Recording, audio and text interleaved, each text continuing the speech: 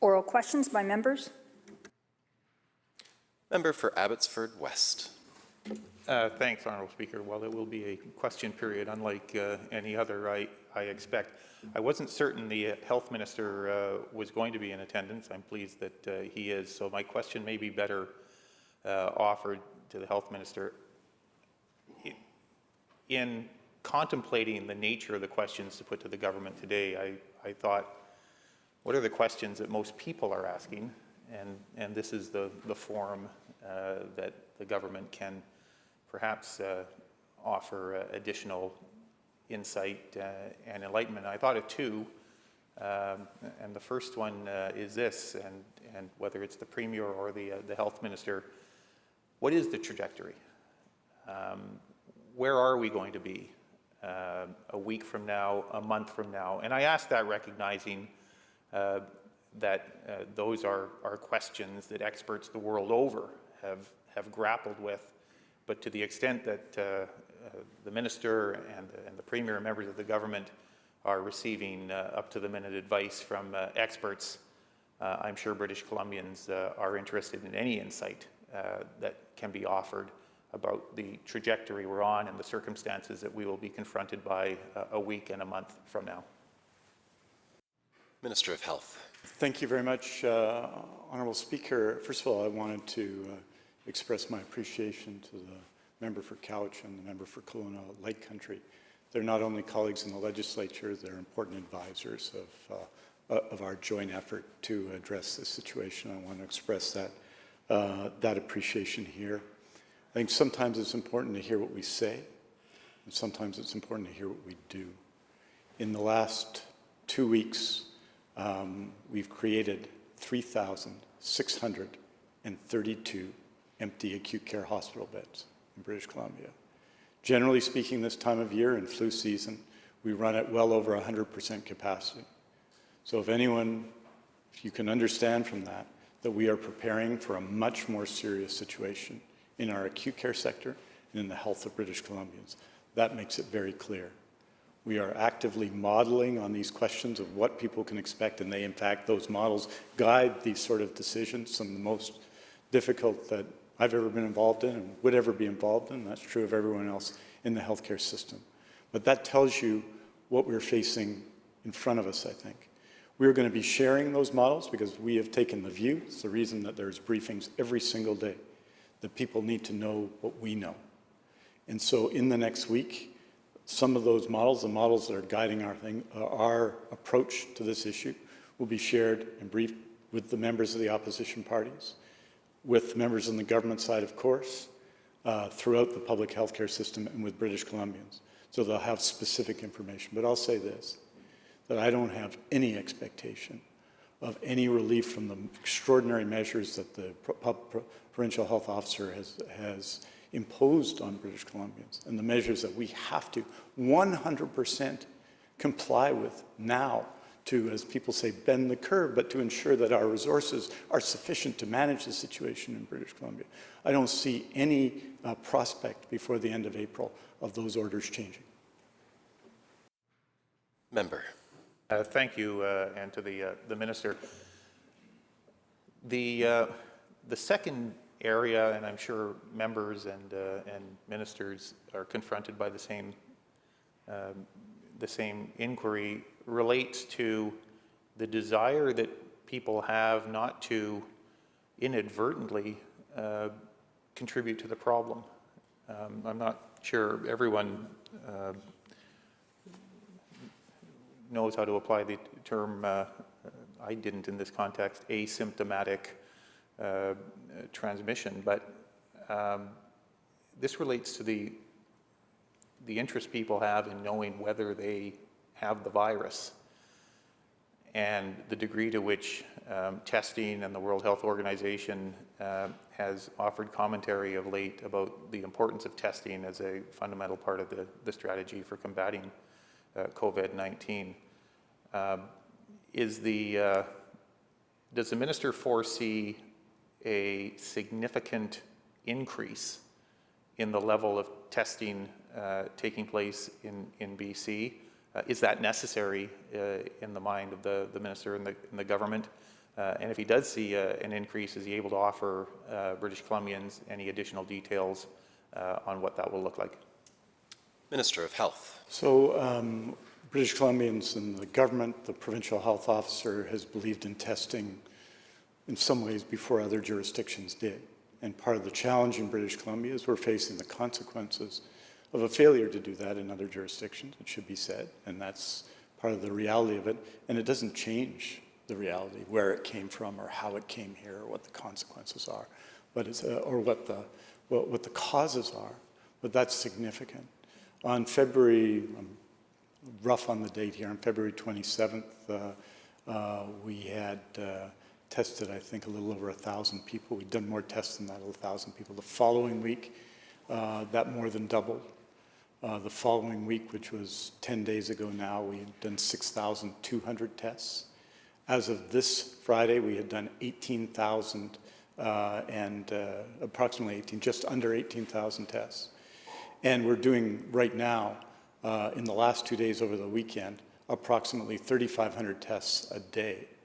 So doubled, and then tripled, and then more than doubled again. So we are expanding testing. The focus of our testing, for the sake of everyone, has to be in priority areas to limit the spread of the disease. So if people are sick at home sometimes, I know they want to know, I understand it, I hear from them every day, just as the honourable member has. If people are sick at home, it is so important to self-isolate, and come back to them, so important to self-isolate. We are expanding testing dramatically, week unto week, to ensure that the right measures are taken to stop the spread of the disease. By necessity, that involves a focus on healthcare workers, because in other jurisdictions that's been a major source of spread, and we have to the maximum extent possible, not just keep healthcare workers safe, but as we've seen at the Lynn Valley Care Home and other places, to keep residents in long-term care safe, the most vulnerable people in society. We have to focus, and we've done some what's called surveillance testing, to look at particular areas of the province which might be particularly vulnerable. We've systematically, for example, tested for people who get tested for the flu. That gives us a surveillance testing of a group of people that wasn't associated by way of travel or other circumstances with getting COVID-19. So we're expanding our testing, but all of it is going to be based on science. So as we plan it, we have to target the testing we do all the time to ensure that we give the maximum protection to the entire BC population, and we limit the growth of COVID-19 and of cases of COVID-19 in British Columbia. So what you're going to see, and I just want to one step back, is a reflection of work that's happened in British Columbia over decades. The development of BC CDC, which is the envy of the country. People who developed a test for this prior to there being any cases in Canada, and started testing so we could isolate and break chains as much as possible in the months leading up to this period. And they have been increasing our capacity to do tests in combination with health authorities around the province and Life Labs now doing some of the testing process to increase our capacity. So I can say to British Columbians is we're going to be doing, of course, more and more testing. And we're going to focus it where it's needed most based on the science so that all British Columbians can be protected to the maximum possible degree. Member for Richmond, Queensborough. Thank you. The COVID-19 outbreak has shown British Columbians acting with great kindness. We've seen some of the best come out of British Columbia, but occasionally some of the worst. Now, as parents, we stay at home to take care of the kids, but of course, when you do so, you also need essentials. Most British Columbians have acted responsibly, purchasing enough goods for a short period of time, knowing that supplies will be there when needed. Some folks have taken to hoarding, not many, and in some cases even selling the products that they're purchasing online. My question is to the Minister of Public Safety. While most people are acting appropriately and retailers are working ferociously to maintain stock, will the province look at putting in place in order to support the smooth operation of the supply chain? Minister of Public Safety and Solicitor General, Government House Leader. Thank you, Honourable Speaker, and I thank the member for this very important question. I can assure the member this is a top priority for us as government. In fact, I had a call this morning with my provincial colleagues from across the country and the federal minister, Minister Blair, dealing with key issues that each province is facing and how we can work to deal with this particular issue. This was raised across all provinces. One of the things we want to see the federal government do is to work, because they have the ability to do that, in terms of securing supply chains. The second is what we're doing here in British Columbia.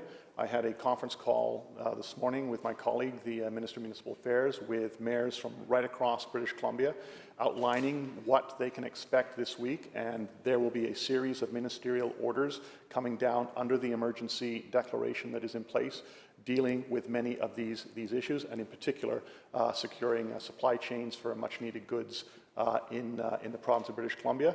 I can also tell the member that we have had very good cooperation from the Retail Council in British Columbia, and it is something that is very much of which we're seized on. Before we proceed with the next question, I just wanted to ask the leave of the House to have 2 questions on the opposition side as opposed to 1, which was in the motion that we passed earlier today. So if that's okay with the House, we'll move on. So slight order change, but acknowledging the member for Richmond-Queensborough. Thank you. You know, I'm always enthusiastic in regards to my questions. So I thank the Minister for his response. Adding to that anxiety regarding supply chain, of course, is the economic uncertainty. The Premier has alluded to some of that as well, and as the Finance Minister. Tens of thousands of people are facing potential layoffs. Small business owners are really worried about meeting payroll, never mind keeping employees on staff. So as the Premier, what steps will British Columbians be taking to ensure that evictions and bankruptcies don't spiral out of control? Honourable Premier. Thank you, Honourable Chair, and I thank the member for his question. We have been working cooperatively with the federal government. The member will know that there was a significant federal stimulus package tabled last week, $82 billion in different components. We awaited the delivery of that package before the Minister of Finance and the Cabinet looked at how British Columbia could fill potential gaps in the programs that were being put forward by the federal government.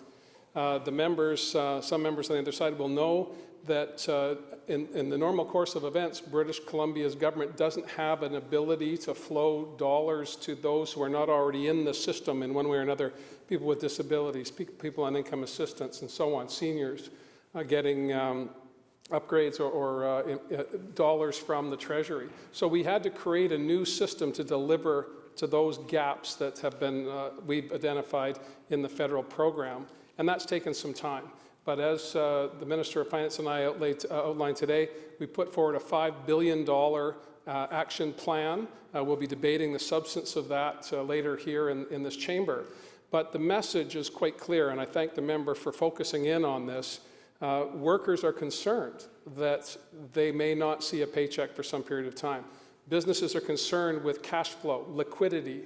When we talk to small business operators, when we talk to the Chamber of Commerce, the boards of trade, even the big industries represented by the BC Business Council, cash flow seems to be the order of the day. So we put in place a package to ensure that those businesses, large and small, could have some relief on paying those fixed costs that they had anticipated coming forward before COVID-19 became a reality for us here in British Columbia. So we put in place steps, incremental steps, to make sure we're filling those gaps.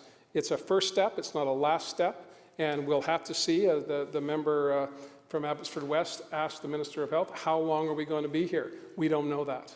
What we do know is people need some help right now, and we're going to deliver that help as quickly as we possibly can.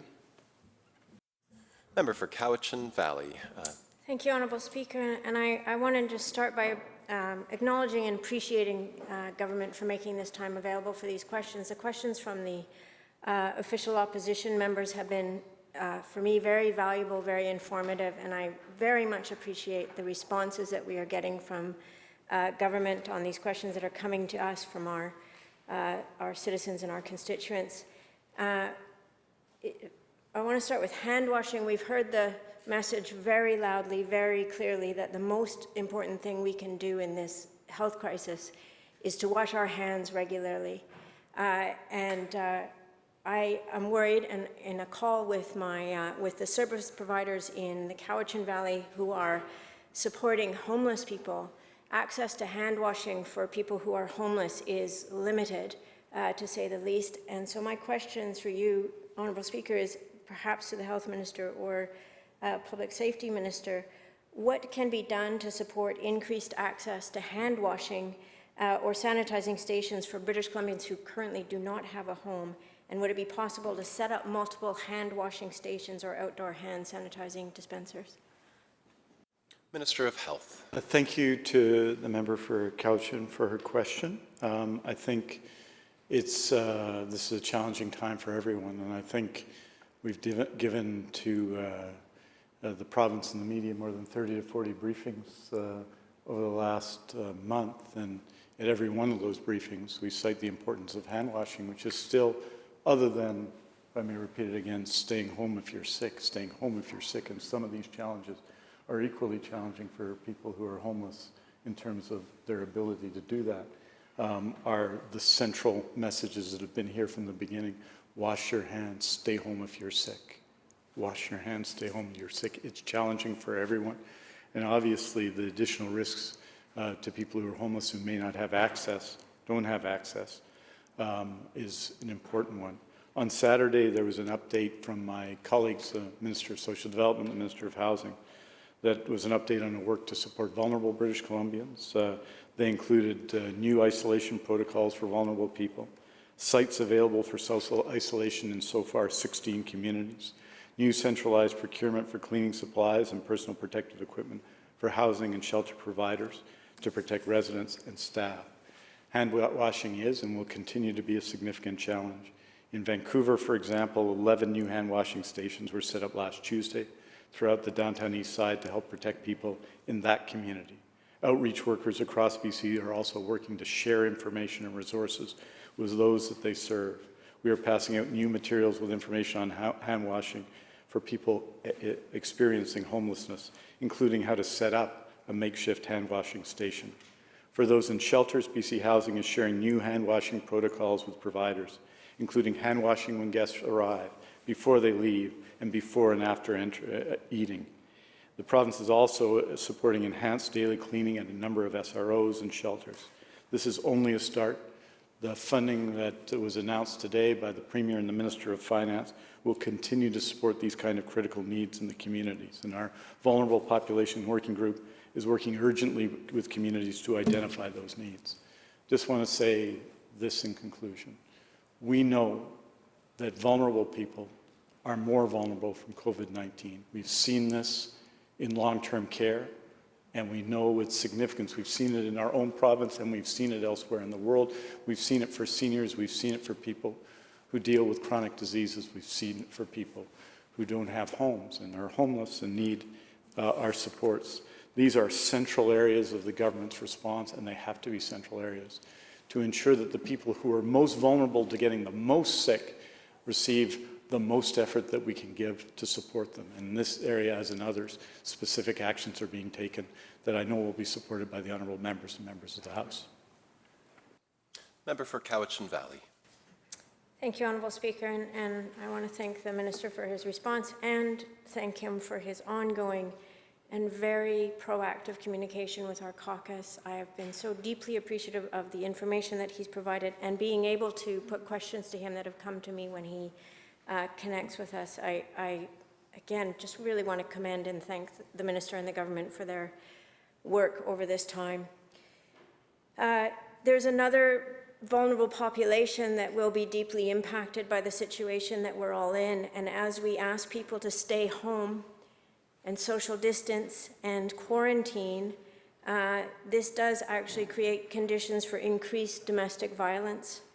Isolation due to fear of contracting or spreading the virus has distanced victims of abuse from their support networks, and the stress on our healthcare system has made it even less likely for those victims to seek out and receive treatment for their injuries. Current provincial services for victims of violence like Victim Link BC or Kids Help Phone are largely offered over the phone. However, when their abuser is also at home during quarantine, many victims will not feel safe to reach out for help this way. Other jurisdictions are addressing this concern by exploring options to expand digital media services. My question Honourable Speaker, is through you to the Premier. During this state of emergency, how can we better support victims of violence who are isolated with their abusers at home? Minister of Finance. Thank you very much, Honourable Speaker, and thank you to the member for the question. We were talking about vulnerability in the previous question with the Health Minister, and this is vulnerability as well. It's another group that certainly is facing vulnerability. We all know that violence is never acceptable, and safety is a top priority, but we also know, as the member has pointed out so well, that those who are living with violence may not have a safe option. I had a discussion last week with a service provider who I think, and it stuck with me, said, what do you do when home isn't a safe place? When you're in this position and when you're looking at self-isolation. So we are working with BC Housing to look at alternative plans, so whether it's hotels or other options for people who are fleeing violence or need to self-isolate and are in a situation where they can't be at home. We will work with the service providers in communities because, again, often it's the front line that provides that support, and the member will know as part of the package today, we confirm that not-for-profits that contract with government will continue to get those services even if they're having to change in their distribution of those services and how they provide them. That's going to be in place as well. The federal government has allocated new funding to support sexual assault centres and women's shelters, so we're talking with the federal government to look at how we can ensure that some of that funding is allocated to our province and can go directly to these kinds of supports. And then just the last piece I'd mention is the $1.7 billion that we put aside for critical services.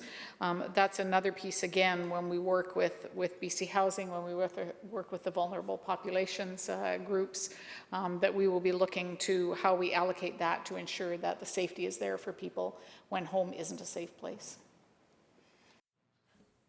Member for Saanich North and the Islands, I beg leave of the House for one final supplemental question, if that's okay with members of this House. We'll proceed. Proceed, member. I saw general agreement. I would like to ask the member to proceed. Okay, thank you, and thank you, Mr. Speaker, and thank you to the members of the government for answering these questions.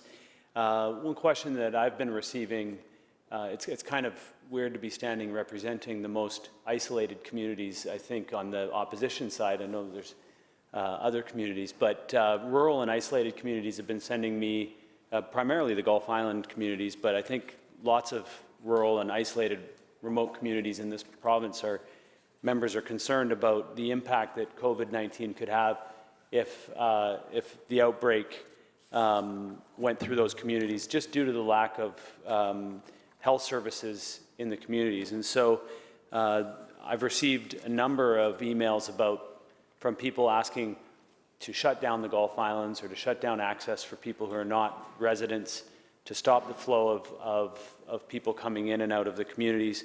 And so I just wanted the opportunity to ask the Minister of Health, has the ministry considered restricting access to isolated rural and at-risk communities that in a way that will allow them to continue to receive goods that sustain themselves, but also that may stop the spread into those communities? And if it does, if an outbreak does happen in a small community in British Columbia, do we have the adequate infrastructure in place to address those? Minister of Health. Well, thank you, Honourable Speaker, and thank you to the member for the question. I think the first thing to say is that every health authority, from the Northern Health Authority, which represents many isolated communities, to the Vancouver Coastal Health Authority, has an emergency operations center. And certainly in the north and in the interior, on Vancouver Island and others, these issues of isolated communities are fundamental to the work that we're preparing and doing. It's also true that the First Nations Health Authority has its own emergency operations center and is doing a lot of work now with First Nations communities around British Columbia to prepare. So a number of things are important. One, as the member suggests, we have to ensure and reinforce, if necessary, if there is a case of outbreak in a community, that we can get staff and supports to that community to have rapid response in all health authorities to such a situation should it develop. That's very important. I think, secondly, that we have community plans in those communities and we work with community leaders to develop those plans is very important as an essential and fundamental to what we are trying to do. Obviously, healthcare workers in those areas, in remote communities, are stepping up every day to be part of those efforts. To date, and this has been our expectation up to now, the greatest majority of the cases are in the Vancouver Coastal and Fraser Health Authorities in large metropolitan areas.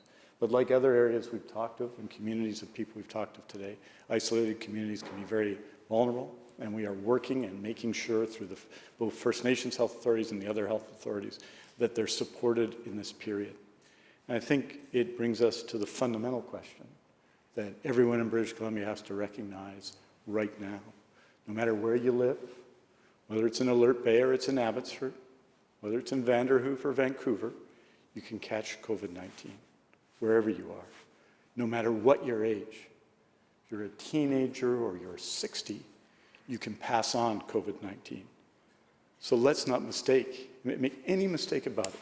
We're all involved in this fight. In every community, we've got to wash our hands. In every community, we've got to stay home for 6.